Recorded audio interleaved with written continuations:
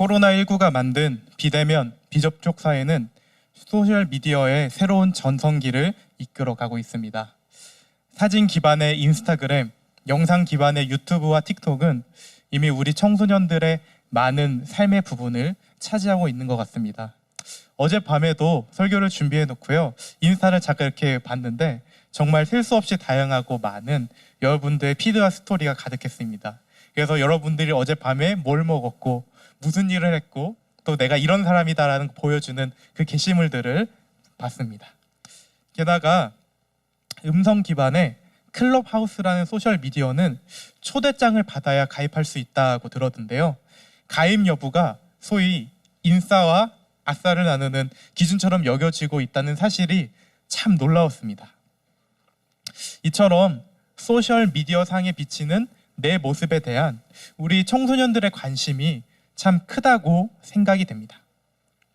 특별히 이러한 모습을 일컬어서요, 우리 청소년들을 시뮬라르크 세대라고 지칭하기도 합니다.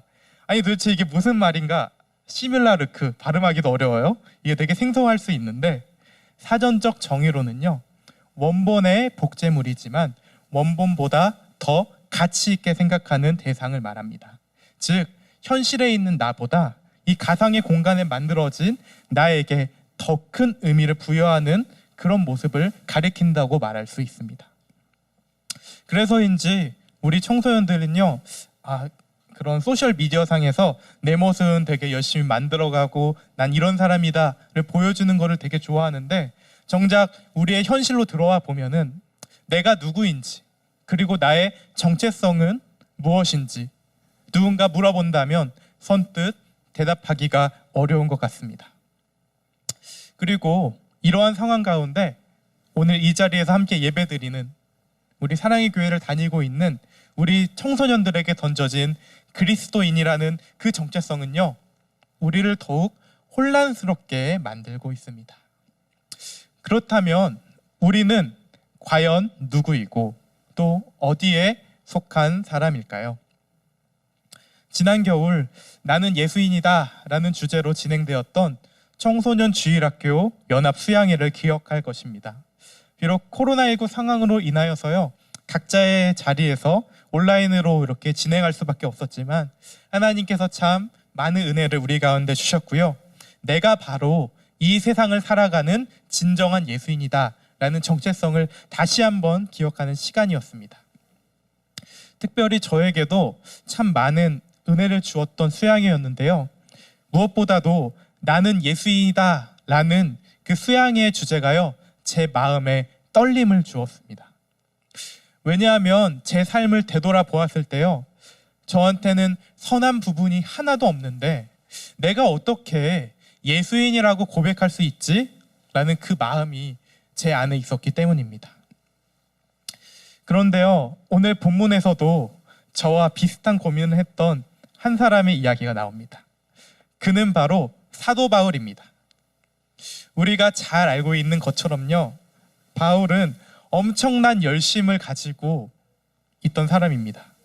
그는 유대인으로서는 율법을 정말 착실하게 잘 지켰고요. 예수님을 만난 이후에는 복음을 따라 살려고 정말 많이 노력을 했습니다. 그랬던 그가 자신의 죄 문제, 내 안의 죄성, 그것 때문에 고통스러워하고 있는 모습을 보면 참 아이러니하다라는 생각이 많이 들었습니다. 그래서 성경은 바울의 이런 탄식을 다음과 같이 기록하고 있습니다. 로마서 7장 25절인데요. 함께 읽어보도록 하겠습니다. 시작. 오라 나는 곤고한 사람이로다. 이 사망의 몸에서 누가 나를 건져내랴. 아멘. 여기서 곤고한 사람이라는 표현이 있는데 요거는 이제 죄 아래에서 살아가고 있는 자신의 괴로움이 너무 상당하다, 너무 크다라는 것을 알려주는 표현입니다. 그도 사도였지만 죄를 짓지 않고 살아가려고 노력하는 영의 사람과 자꾸만 죄를 지으려고 하는 그 육의 사람 사이에서 어려워했다라는 것을 우리가 알 수 있습니다. 그런데 오늘의 본문인 로마서 8장을 살펴보면요, 사도 바울이 7장에서 보였던 절망과 좌절의 모습이 아니라 희망과 확신에 가득 찬 모습으로 변화되어 있음을 우리는 살펴볼 수 있습니다.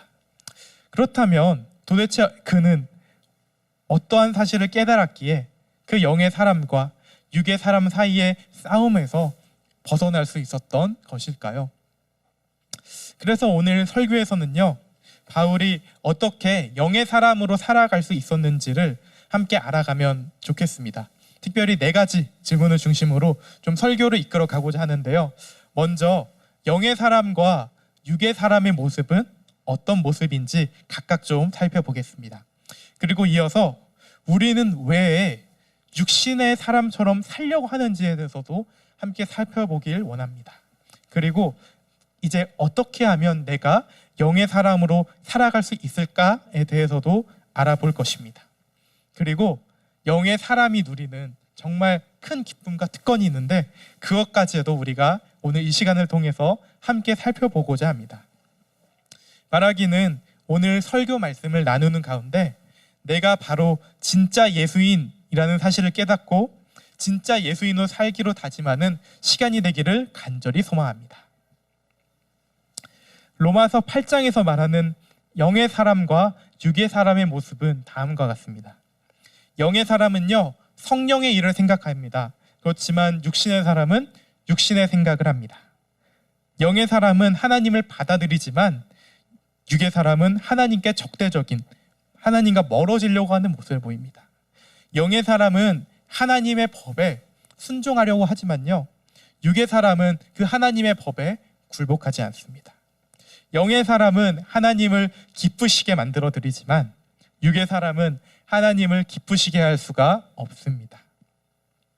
영의 사람의 끝은 생명과 평안이지만 육의 사람의 끝은 죽음입니다. 그런데요, 이렇게만 살펴보니까 이 영의 사람과 육의 사람의 그 구체적인 모습이 잘 손에 안 잡힐 수도 있겠다라는 생각이 들더라고요. 그래서 궁금해졌습니다. 그래서 열심히 좀 찾아보니까요, 우리 사도 바울 선생님이 쓴 다른 성경 본문이 있었는데요, 갈라디아서 5장 말씀에 육의 사람과 영의 사람의 모습을 잘 설명해 주고 있더라고요. 먼저 육의 사람은 이런 사람입니다. 갈라디아서 5장 19절에서 21절입니다. 좀 긴데요, 그래도 같이 한번 읽어보도록 하겠습니다. 시작. 육체의 일은 분명하니 곧 음행과 더러운 것과 호색과 우상 숭배와 주술과 원수 맺는 것과 분쟁과 시기와 분냄과 당짓는 것과 분열함과 이단과 투기와 술 취함과 방탕함과 또 그와 같은 것들이라. 전에 너희에게 경계한 것 같이 경계하노니 이런 일을 하는 자들은 하나님의 나라를 유업으로 받지 못할 것이요. 아멘. 이처럼 육의 사람의 모습은요, 이 세상에 있는 모든 그 안 좋은 요소들을 다 모아놓은 것처럼 보이는 것 같습니다. 게다가 여기 나열된 죄들을 보니까요, 한 번 짓고 다시 안 짓는 그런 죄가 아니라 계속해서 반복하고 습관적으로 짓는 그런 죄인 것이 대부분입니다. 그러나 성경에서는 분명히 말하고 있습니다. 그들의 끝은 사망이고 하나님의 나라에 들어갈 수 없다는 것을 얘기해주고 있습니다. 그러나 성령에 속한 영의 사람은 전혀 다른 모습을 보입니다. 갈라디아서 5장 22절에서 23절인데요, 여기도 같이 한번 읽어보도록 하겠습니다. 시작. 오직 성령의 열매는 사랑과 희락과 화평과 오래 참음과 자비와 양성과 충성과 온유와 절제니 이 같은 것을 금지할 법이 없느니라. 아멘. 우리가 익히 성령의 9가지 열매라고 알고 있는 이 모습들은요, 사실 하나님께 닿아 있는 그 영의 사람이라면 너무나 당연한 모습입니다. 콩을 심으면 콩이 나고요, 팥을 심으면 팥이 나는 게 이 세상의 진리입니다. 그렇다면 하나님께로부터 난 열매는요, 하나님의 성품을 담을 수밖에 없는 것입니다. 이러한 비교를 통해서 우리는 영의 사람과 육의 사람의 차이가 하늘과 땅 차이를 뛰어넘는 엄청난 거구나 라는 사실을 알 수 있습니다. 그런데 이 영의 사람 그리고 육의 사람의 모습을 비교해 보니까 자꾸 내 마음 한가운데에는 불편함 같은 게 생긴 것 같습니다. 설교를 쭉 들어보니까 나는 왜 이렇게 육의 사람인 것 같은지, 오히려 성경에서 말하는 영의 사람은 저 멀리 다른 세상에 사는 사람 같다는 그런 생각이 혹시 들지는 않으셨나요? 오늘 설교를 준비했던 저도 이것을 준비하는 내내 마음에 그런 불편함이 있어서 참 애를 먹고 힘들었습니다. 그러나 본문에서는요, 저와 여러분들을 향해 하나님의 자녀라고 이야기해주고 있습니다. 즉 우리는요, 육신에 속한 사람이 아니라 영의 사람이라는 얘기입니다. 우리에게는 우리가 영의 사람이라는 그 정체성을 잊어버린 채로 세상에 속한 자처럼 살아가는 연약함이 있습니다. 그렇다면 우리는 왜 그러는 것일까요? 여기서 오늘의 두 번째 질문인 우리는 왜 계속해서 육신의 사람처럼 살려고 하는가에 대해 함께 살펴보고자 합니다. 사실 이 부분은 우리가 엄청나게 많이 고민하고 또 힘들어하는 문제인 것 같습니다. 여러분들하고 같이 밥을 먹거나 아니면 시간을 보내면요, 이야기 잘 나눠보면 10중 8구가 다 이 얘기더라고요. 특별히 이에 대해 나눠줬던 한 친구의 문자를 제가 간략하게 좀 나눠보도록 하겠습니다. 목사님, 제가 지금 하는 일이 죄라는 사실을 알면서도 여전히 죄를 짓고 있다는 게 참 부끄러워요. 이러면 안 되는 건 알지만 그 죄에 대한 유혹을 끊기가 너무 힘들어요. 수련회와 주일 예배, 훈련과 GBS를 통해 은혜 받고 변화되기를 기대했는데 그렇지 않은 제 모습을 볼 때 괴롭기만 해요. 도대체 어떻게 해야 할까요? 저도 이런 고민을 청소년기에 했었고요. 또 저도 이게 참 쉽게 풀리지 않았던 그런 문제였기 때문에 이러한 고민을 나눠준 친구의 그 마음에 저도 공감이 많이 되었습니다. 그렇다면 왜 우리는 계속해서 육신의 사람처럼 살려고 하는 것일까요? 앞서 나눴던 것처럼 사도 바울도 이 부분에 대해서 참 고민하고 어려워했습니다. 이에 대해 성경은 다음과 같이 말하고 있는데요. 시편 53편 2절에서 3절입니다. 함께 읽어보도록 하겠습니다. 시작. 하나님이 하늘에서 인생을 굽어 살피사 지각이 있는 자와 하나님을 찾는 자가 있는가 보려 하신즉 각기 물러가 함께 더러운 자가 되고 선을 행하는 자 없으니 한 사람도 없도다. 아멘. 그리고 바울도 로마서 3장을 통해 이야기한 것처럼 우리 인간 중에 의인은 한 사람도 없다라는 사실을 깨달았습니다. 이처럼 우리 인간은요, 전적으로 타락하고 부패한 존재이기 때문에 하나님 앞에서 선을 행할 어떠한 능력도 의지도 없습니다. 내가 바로 죄인이기 때문에 죄를 좋아하는 육신의 사람처럼 살려고 하는 모습이 나타나는 건 어떻게 보면 너무 당연한 일입니다. 그렇지만 이것이 우리가 육의 사람으로 살아가는 것에 대한 합리와 자기 변명이 되어서는 안 됩니다. 오히려 우리의 전적인 타락과 부패를 통해 우리가 죄 앞에서 한없이 연약한 죄인임을 고백하면서요, 하나님의 도우심을 구해야 되는 존재라는 사실을 기억하시기 바랍니다. 그리고 한편으로는요, 우리 안에 또 사소한 오해가 있는 것 같습니다. 우리가 흔히 영의 사람의 모습을 생각할 때는 육신의 생각과 육신의 일을 모두 끊어버린 완벽한 사람이 영의 사람이야 라고 생각하는 것 같습니다. 그러나 영의 사람은요, 육신의 생각을 완전히 하지 않는 사람이 아닙니다. 영의 사람이라고 할지라도 육의 생각은 존재합니다. 그러나 성령 하나님의 도우심을 통해서요, 육신의 생각을 싸워서 이겨내는 그 사람이 진정한 영의 사람입니다. 즉 영으로 육신을 잡아 이기는 사람이 진짜 예수인입니다. 하지만 사탄은요, 이러한 사실을 우리가 오해하게 만들고요, 우리 안에 자꾸만 죄책감을 심어주려고 합니다. 너는 진짜 예수인이 아니야. 내 모습을 봐봐. 이 가짜 예수인이야 라고 손가락질하고 정죄합니다. 그러나 하나님께서는 우리를 향해 다음과 같이 말씀하고 계십니다. 로마서 8장 1절에서 2절인데요. 또 함께 읽어보도록 하겠습니다. 시작. 그러므로 이제 그리스도 예수 안에 있는 자에게는 결코 정죄함이 없나니 이는 그리스도 예수 안에 있는 생명의 성령의 법이 죄와 사망의 법에서 너를 해방하였음이라. 아멘.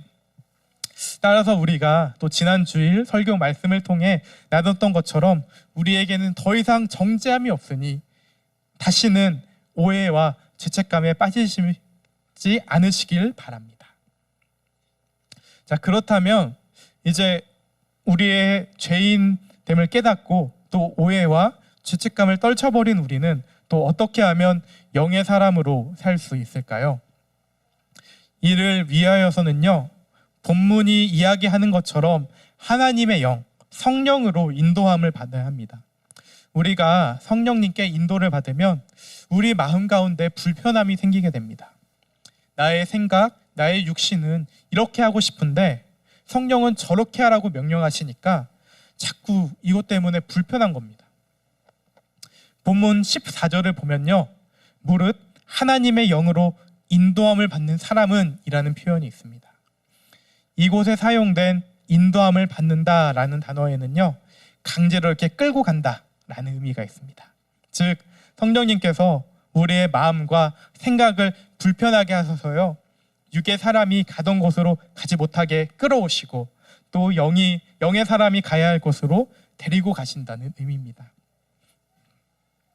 어쩌면 우리 성령 하나님은요, 우리가 영의 사람으로 살아갈 수 있도록 안내해주는 우리 인생의 내비게이션과 같다고 비유해 볼 수도 있겠습니다. 그러나 하나님의 영으로 인도함을 받는 것은요, 단순히 성령의 지도를 받는 것에 그치지 않습니다. 이에 대해 사도 바울은 그의 다른 편지로 이야기하고 있습니다. 갈라디아서 5장 18절인데요. 여기도 같이 읽어보도록 하겠습니다. 시작. 너희가 만일 성령의 인도하시는 바가 되면 율법 아래에 있지 아니하리라. 아멘. 이 말씀의 뜻을 좀 자세하게 이해하기 위해서 한 가지 예를 한번 들어보겠습니다. 도로가 있다고 한번 생각을 해봅시다. 여기에 나쁜 운전자가 있고요, 또 좋은 운전자가 있습니다. 나쁜 운전자는 평소에도 깜빡이도 켜지 않고 차선 변경도 하고 막 신호 위반도 하고 과속도 합니다. 근데 이 나쁜 운전자가 교통 단속 카메라를 만나는 순간 온순한 운전자가 됩니다. 자, 이제 동일한 곳을요, 좋은 운전자가 또 지나갑니다. 그러나 좋은 운전자는 그 카메라가 있든 없든 평소에 하던 대로 안전 운전을 합니다. 그에게는 그 카메라의 존재 여부와 상관없이 좋은 운전 습관이 있기 때문입니다. 앞선 비유에서 등장한 나쁜 운전자는요, 육의 사람이었던 우리의 모습이었던 것 같습니다. 우리는 나쁜 운전자가 교통 법규를 위반하는 것처럼 죄를 지으면서 살아왔습니다. 그러나 하나님이라는 교통 단속 카메라 앞에 서게 되었을 때 우리는 마음에 불편함이 생기고요, 이전처럼 할 수가 없는 것입니다. 그러나 우리는 단순히 이 차원에 머무르는 것이 아니라 카메라가 있고 없고에 흔들리지 않는 좋은 운전자가 되어야 합니다. 그러므로 성령 하나님께서 주시는 그 불편함을 뛰어넘어서요, 항상 영의 사람, 그리고 진짜 예수인으로 살아가는 저와 여러분이 되시길 간절히 소망해 봅니다. 우리는 오늘 설교를 통해서요, 우리가 육의 사람이 아니라 영의 사람이다 라는 그 정체성을 회복할 수가 있었습니다. 이제는 진짜 예수인으로 사는 그 기쁨이 우리 가운데, 우리 앞에 있음을 함께 나누기 원하고요, 또 그 자리로 여러분들을 초청하길 원합니다. 이에 대해 사도 바울은 오늘 로마서 8장 본문을 통해 길게 이야기하고 있는데, 요거를 이제 한마디로 말씀드리면 하나님께서 우리의 아버지가 되시고 또 우리가 그분의 자녀가 된다는 것입니다. 이것이 바로 진짜 예수인들이 누릴 수 있는 진정한 특권입니다. 15절에 나타난 것처럼 하나님을 아빠, 아버지라고 부를 수 있는 것은 엄청난 특권입니다. 이것은 우리가 하나님하고 친근하고 또 인격적인 관계가 되었다는 것을 말해주고요, 우리가 하나님을 아빠, 아버지라고 부를 때 성령님께서는 우리를 하나님께 속한 그 사랑받는 자녀로서 기쁨을 누릴 수 있게 해주십니다. 그래서 우리는 이 사실에 기뻐하면서요, 하나님의 자녀가 될 수 없었지만 이제는 아빠, 아버지라고 부를 수 있음에 감사하면서 육의 사람이었던 이전의 삶을 미련 없이 버려야 합니다. 이에 관해 좀 설명해 보기 위해서요, 한 편의 또 동화를 여러분들과 간략하게 좀 나눠보려고 합니다. 독일의 우줄라 마르크가 쓴 왕의 아이라는 책이 있는데, 그 내용을 간략하게 소개하면 다음과 같습니다. 도둑들이 사는 그 소굴에서 학대당하며 살아가던 톰이 있었어요. 근데 그가 어느 날 실수로 어딘가에 이렇게 다락방 같은 데 갇히게 됐는데, 막 당황스러워가지고 막 소리를 지르다가 잠이 들었어요. 근데 딱 눈을 뜨니까 완전 다른 세상인 거예요. 낯설고 또 아름다운 성에서 딱 눈을 떴죠. 근데 그를 따뜻한 눈길로 이렇게 쳐다보고, 그리고 안아주는 사람이 있었는데요, 그 사람은 바로 이 성의, 이 멋진 성의 왕이었습니다. 왕은 이 톰을 향해서 아들이라고 불렀습니다. 그러면서 그한테 온갖 좋은 보물도 주고요, 맛있는 음식도 주고, 톰이 와가지고 이야기를 하면은 귀 열어서 또 들어줬습니다. 왕의 아들이 된 톰은요, 옛날에 도둑 소굴에서 보이던 막 물건을 훔치는 그런 나쁜 습관들을 다 버리고 사랑받는 왕자로 살아가는 방법을 배우기 시작하면서 이 동화가 계속해서 이어집니다. 이처럼 톰이 자신이 왕자된 신분과 또 특권을 따라서 열심히 그거에 걸맞게 살려고 노력했던 것처럼, 우리가 하나님의 자녀라는 사실을 깨닫게 될 때 그렇게 살 수밖에 없고 행동할 수밖에 없는 것입니다. 나중에 우리가 죽어서 우리 하나님 앞에 선다고 한번 생각을 해봅시다. 그때 여러분은 과연 어떤 모습일까요? 천국에 들어가는 게 조금 머쓱한지 머리 이렇게 긁적이면서, 주님, 제가 예수인이라는 거는 알고 있었는데, 근데 또 워낙 또 할 일도 많고 또 바쁘다 보니까 좀 예수인답게 살지 못했는데 라고 이렇게 말하면서 들어가는 부끄러운 예수인이고 싶으신가요? 아니면 내가 먼저 말을 꺼내기도 전에 우리 주님이 여러분을 향해서요, 잘하였도다 착하고 충성된 종아 라고 칭찬해 주시는 가운데 기쁨으로 여러분들 위하여 예비된 그 천국 잔치에 들어가는 진짜 예수인이고 싶으신가요? 한 번뿐인 인생 진짜 예수인으로 살기로 결단해 보면 어떨까요? 이를 위하여 우리의 삶으로 한번 들어가 보도록 하겠습니다. 나는 예수인이고 진짜 예수인입니다. 그렇지만 내가 영의 사람으로 살지 못하도록 방해하는 육신의 일을 먼저 생각해 보면 좋겠습니다. 너무 어렵게 생각하지 말고요, 앞서 우리가 쭉 나눠보았던 육의 사람의 모습 가운데 조금이라도 움찔했던 것이 있다면 그게 바로 나의 육신의 일입니다. 이러한 육의 사람의 모습을 해결할 힘이 전적으로 무능하고 타락한 나에게는 없다는 사실을 고백하면서요, 살아가는 우리 하나님 아버지 앞에 도와달라고 부르짖으며 나아가면 좋겠습니다. 물론 또 그 일이 잘 되지 않을 수도 있습니다. 그러나 이로 인하여서 오해나 죄책감에 빠져서 절망해서는 안 됩니다. 내 안에 육신의 생각이 계속해서 있음을 인정하면서요, 이것들을 성령이 주시는 그 불편함으로 사로잡을 수 있기를 바랍니다.